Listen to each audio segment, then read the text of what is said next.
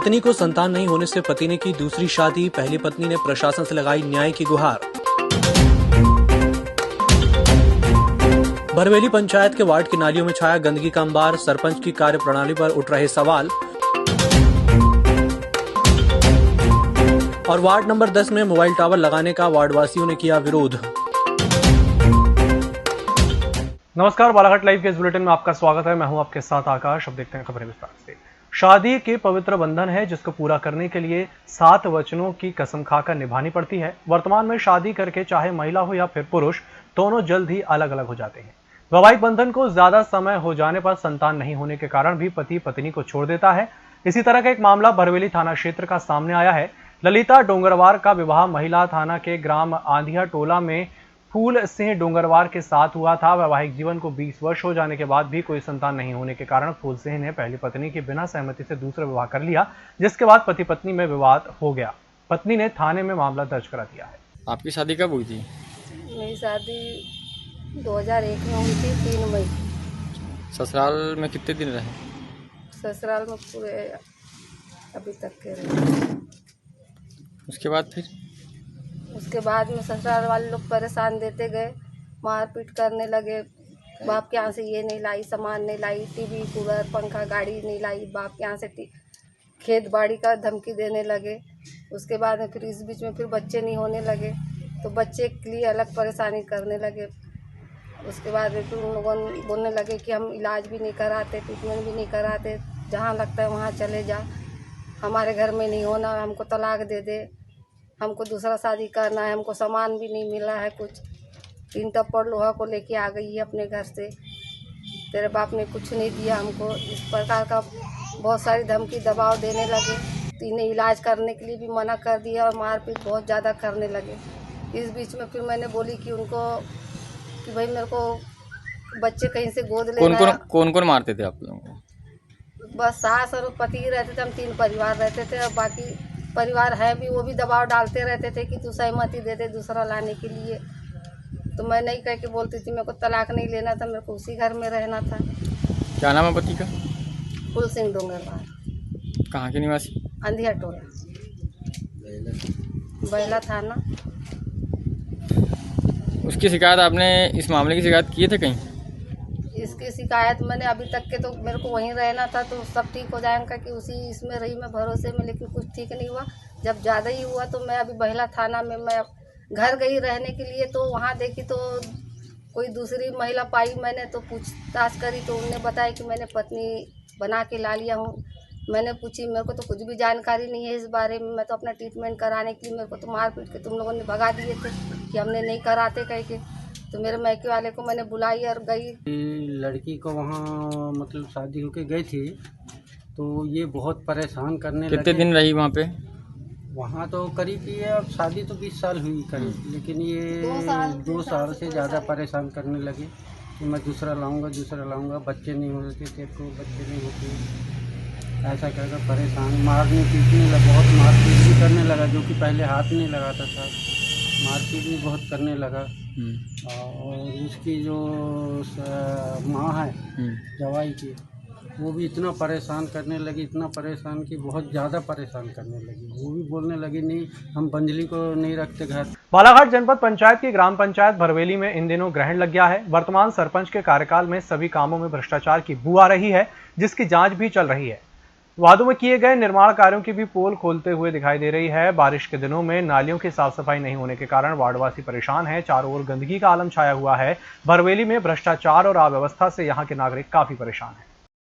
समस्या हुई है जी कि यहाँ पे जो है नाली सफाई का कार्य नहीं किया जा रहा है। बार बार हमने वार्ड पंच को भी बताया तो उन्होंने भी बोले कि भी हमने आवेदन दे दिया है, हमने भी पंचायत को अवगत करा दिया इस चीज़ से, लेकिन पंचायत वाले भी कोई ध्यान नहीं दे रहे हैं। तो इस वजह से क्या है, हम मोहल्ले वालों को यहाँ पे बहुत दिक्कत होती है। जब बारिश का पानी आता है तो घरों में घुसने लगता है, कीचड़ गंदगी रहती है, मेंढक सांप बिच्छू निकलने लग जाते हैं।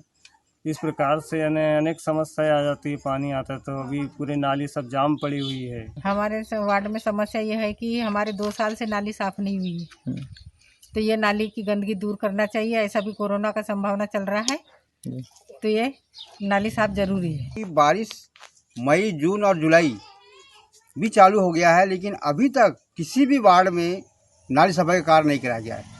हम एक सदस्य होने के नाते हमारे द्वारा ग्राम पंचायत में एक आवेदन दिया जाता है कि वार्डों की नाली सफाई किया जाए, जिसमें आज भी नाली सफाई नहीं की जा रही। हमारे द्वारा बार बार बोला जा रहा है कि नाली सफाई करो, लेकिन किसी प्रकार का ध्यान नहीं जा रहा। आज 20 वार्ड में ये आलम है कि 20 वार्ड पर वार्ड भरवेली का पूरा ये आलम है कि बाजार चौक में गंदगी की पूरी भरी हुई नाली है। साफ सफाई नहीं करवाई? सफाई से नहीं कराया जा रहा, अभी तक किसी भी प्रकार से नहीं कराया जा रहा है। अभी बारिश का समय चालू हो चुका है। बारिश का समय है, सांप बिच्छू ये पूरे निकल रहे हैं, घरों में घुस रहे हैं। बारिश आती है तो लोगों के घरों में पानी चले जाता है। ये स्थिति है यहाँ पर।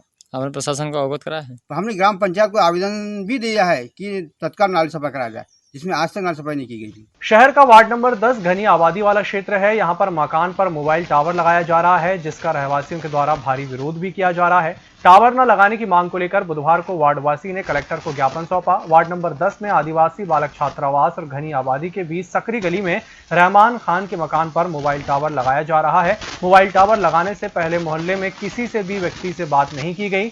वार्ड के सभी लोग सकरी गली में मोबाइल टावर लगाने का विरोध कर रहे हैं। घनी आबादी में रेडिएशन और दुर्घटना की आशंका से वार्ड के लोग विरोध कर रहे हैं। पुलिस मुख्यालय द्वारा गुमशुदा बालक और बालिकाओं का पता करने का अभियान चलाया जा रहा है। बालाघाट पुलिस उप महानिरीक्षक और पुलिस अधीक्षक बालाघाट के मार्गदर्शन में अतिरिक्त पुलिस अधीक्षक बालाघाट और एसडीओपी परसवाड़ा के मार्गदर्शन में सोमवार को थाना परसवाड़ा के अपराध क्रमांक धारा 356 आईपीसी के मामले में 2 नाबालिग बालिकाओं को बरामद किया गया है।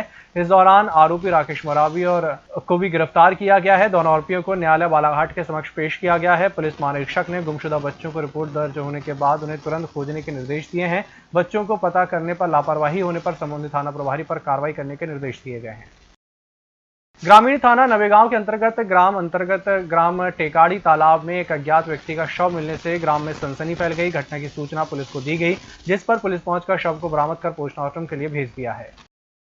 बुलेटिन में चला छोटे से ब्रेक का, जल्द हाजिर होंगे। हर घूंट सेहत से भरपूर, without sugar, without caffeine and with natural tea colour. Ayur Amrit herbal tea अपनाइए, जो हृदय के लिए रामबाण औषधि है। अब टी नहीं, सिर्फ आयुर अमृत हर्बल टी। ब्रेक के बाद एक बार फिर से आपका स्वागत है। बढ़ते हैं अगली खबर की ओर। तिरोड़ी तहसील के अंतर्गत ग्राम पौनिया में मैग्नीज का अवैध उत्खनन किया जा रहा है। मैग्नीज माफिया द्वारा बेखौफ उत्खनन किया जा रहा है। सैकड़ों टन मैग्नीज रातों रात परिवहन कर अवैध रूप से भंडारण किया जाता है। ग्राम पौनिया में ग्रामीणों के द्वारा अपने घरों में मैग्नीज की बोरियों में भरकर मैग्नीज माफिया को बेचने का कार्य बड़े पैमाने पर किया जा रहा है। खनिज माफिया द्वारा मैग्नीज का अवैध उत्खनन पौनिया, सीतापठोर, हीरापुर, जामुलटोला, सतीटोला सहित अन्य ग्रामों के जंगल से उत्खनन कराकर स्टॉक किया जाता है। अर्जुनटोला ग्राम चाकाहेटी में भी अवैध मैग्नीज का भारी मात्रा में अवैध भंडार स्टॉक करके रखा गया है। हमारा बैहर हरित बैहर अभियान के तहत पौधरोपण कार्यक्रम में बुधवार को अपर कलेक्टर गोविंद मरकाम और एसडीएम गुरुप्रसाद ने एक एक पौधे की सहयोग राशि हरित बैहर टीम को प्रदान की। टीम को पौधरोपण में हरित टीम को अपने लक्ष्य में सफल होने की बधाई और शुभकामनाएं दी। इस पौधरोपण कार्यक्रम में अधिकारी और स्थानीय नागरिक बड़ी संख्या में उपस्थित रहे। दक्षिण पूर्व मध्य रेलवे के अंतर्गत कटंगी से तिरोड़ी ब्रॉडगेज का निर्माण कार्य प्रगति पर है। तिरोड़ी रेलवे स्टेशन में 450 मीटर लंबे प्लेटफॉर्म का निर्माण किया जा रहा है। रेल संघर्ष समिति के अध्यक्ष प्रभाकर नायडू ने कार्य की स्वीकृति के लिए सांसद ढाल सिंह बिसेन, रेल मंत्री पीयूष गोयल, रेलवे के वरिष्ठ अधिकारियों का आभार जताया है। नायडू ने बताया कि अगस्त 2021 तक यह परियोजना पूर्ण हो जाएगी, जिससे न केवल कटंगी विधानसभा बल्कि समस्त जिलेवासियों को रेल सुविधा का लाभ मिलेगा। खास बात यह है कि तिरोड़ी स्टेशन में अभी तक 3 रेलवे ट्रैक प्रस्तावित हैं, जिसे बढ़ाकर अब 4 कर दिया गया है। इतने ट्रैक बनने के बाद 24 सवारी बोगियों की गाड़ी और मालगाड़ी की 60 बोगियां क्रमबद्ध खड़ी होंगी। प्लेटफॉर्म की ऊंचाई भी यात्रियों की सुविधाओं के अनुकूल बनाने का काम होगा। युवती के साथ दुष्कर्म के मामले में जिला सत्र न्यायालय बालाघाट के मुख्य न्यायिक दंडाधिकारी राजेश शर्मा की अदालत ने आरोपी कामेश मेश्राम निवासी पौनेरा को जेल भेज दिया है। सहायक जिला अभियोजन अधिकारी ने बताया कि पीड़िता युवती ने लिखित आवेदन कामेश मेश्राम के विरुद्ध पेश की थी। कामेश मेश्राम ग्राम पौनेरा का रहने वाला है, जिसने पीड़िता को बालाघाट में देखा था और उसका पीछा करता था और बालाघाट में बुढ़ी ITI के पीछे ले जाकर पीड़िता के साथ दुष्कर्म किया। बिरसा विकासखंड के अंतर्गत आने वाले नक्सल प्रभावित ग्राम डाबरी में शासकीय सीनियर आदिवासी बालक छात्रावास भवन का निर्माण कार्य हो रहा है, जहां निर्माण एजेंसी TIU है। जानकारी के अनुसार करीब 173 लाख रुपए की लागत से छात्रावास भवन का निर्माण कार्य ठेकेदार द्वारा प्रारंभ कर दिया गया है। गौरतलब है कि ग्राम डाबरी में बालक छात्रावास के नवीन भवन निर्माण के लिए विगत कई वर्षों से मांग की जा रही थी। वनों की सुरक्षा के लिए भारी भरकम अमला और भारी बजट होने के बावजूद भी वनों की सुरक्षा नहीं हो पाना वन विभाग कर कई सवाल को जन्म दे रहा है। प्राप्त खबरों के अनुसार दक्षिण सामान्य वन मंडल के पूर्व लांजी, पश्चिम लांजी, किरनापुर और हट्टा रेंज के विभिन्न संवेदनशील बीटों में अवैध कटाई हो रही है। इसमें बेशकीमती सागौन, बीजा, सत कटाई, इमरती पेड़ शामिल हैं। इस बुलेटिन में फिलहाल इतना ही। नमस्कार।